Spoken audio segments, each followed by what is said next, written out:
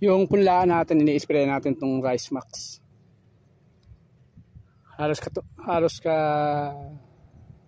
ka-level ito ng Frontier. Frontier sana hinahanap natin, wala naman siya nung maliit. 1 liter lang yung andoon.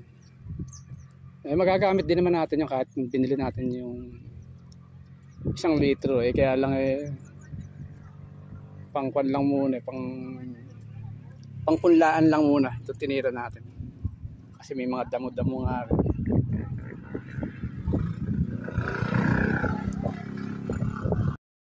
Ang ginawa natin templada rito sa Rice Max natin hanggang dito, pinupuno natin to kaya parang humigit pa siya sa 50 ml, mga halos siguro 60 ml ganyan ang naging templada natin. Total bata pa naman yung ating ini-sprayan, kaya ganun ang ginawa natin. Pwede naman hanggang 100 ml. Ayan yung ating i-sprayan. Hapon na rito ngayon. Napakalakas ng tubig dito. Kanina lang tayo nagsubo. Lagay ng pataba dito sa atin. Pulaan na yan. Wala pang tubig yan. Yan lang ang may tubig. Pero hindi ganyan kalaki. Itong mga katabi na ito, wala. Mga gagaling sa itaas. Biglang dumating. Ang bilis. Kaya ang ginawa ko pa, dali-dali kong nilagyan ng pilapil. Tinaasan yung pilapil. Tsaka binutas ko rito. Ayan. Pero ganun pa man, malakas pa rin talaga yung gagaling doon sa may katatanim na yun. Biglaan. Nagmula doon sa may karsada. Siguro malakas na nag-ulan sa mga parting mataas, sa parting bundok. Umuho dito.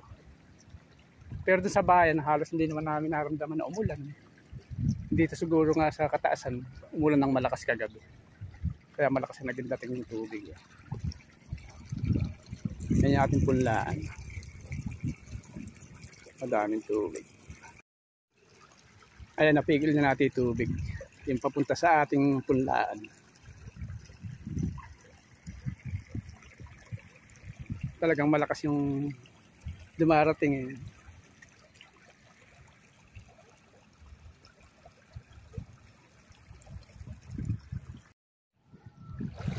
Hanggang ganito kalakas ang tubig dito sa ibaba natin . Puro tubig .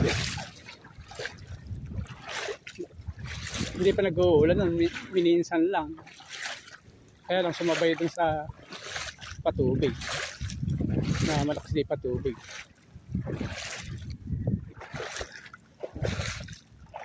Ito yung sa Barangay San Juan natin.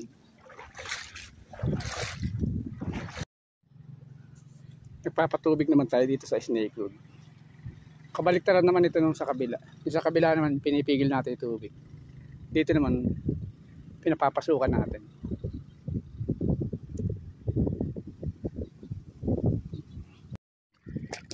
Ay, dito tayo sa may ibaba. Dito sa Snake Road.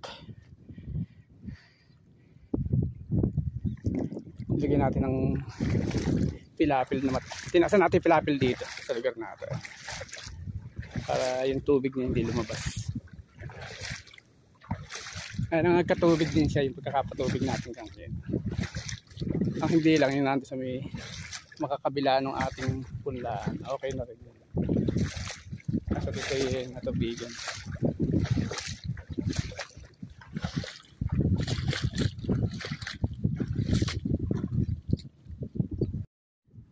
Ay, gumagawa tayo ng pilapil. Didiretsuhin natin yan. Wala sa dating pilapil, lalagyan natin. Kasi itong kadiretsuhan natin, hindi siya pantay. Kaya kumbaga sa kone, punong-puno na yung dulo. Dito sa yung halos sa gitna, wala. Lalo ni paggawi rito. Kaya bukas yun ang project natin. Hanggang dito.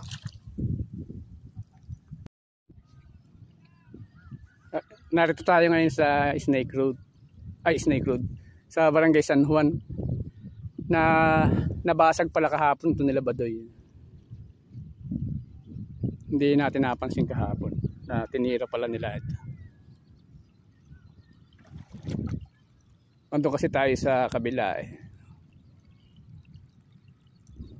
Andun naman tayo sa Snake Road naman kahapon nung bumalik tayo ng hapon. Kasi noong umaga hindi pa naman nila ito tinitira. Siguro nung makapananghali, binanatan nila.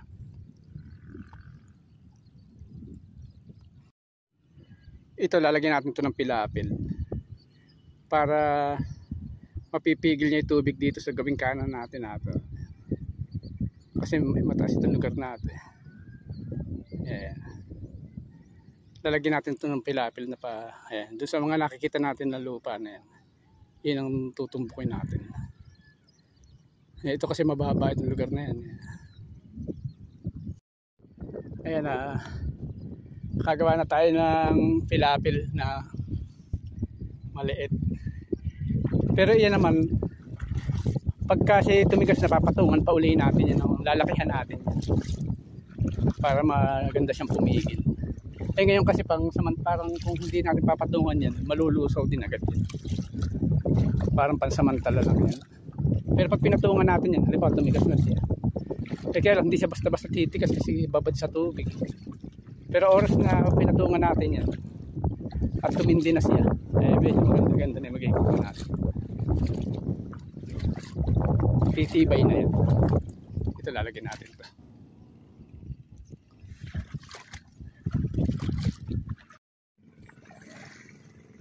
Ayan, nagawa na rin natin ito sa kabila. Yung kabilaan kasi na yun, kailangan lagyan natin ng pilapil. Ayan. Pero hindi pa siya finish kasi mababa pa siya. Hindi naman natin siya pwedeng patungan ng dire-diretso kasi malambot nga. Kasi matubig eh. Pero pagka yan eh nakatigas na, papatungan natin ng malaki. Lalakihan natin yan, yung dalawa na yan. Ayun yung sa kabila na ibinidyo natin. Ayun yung kabila. Tsaka ito naman, ito yung gumawa tayo ng isang maliit na pitak. Isang maliit na kahon.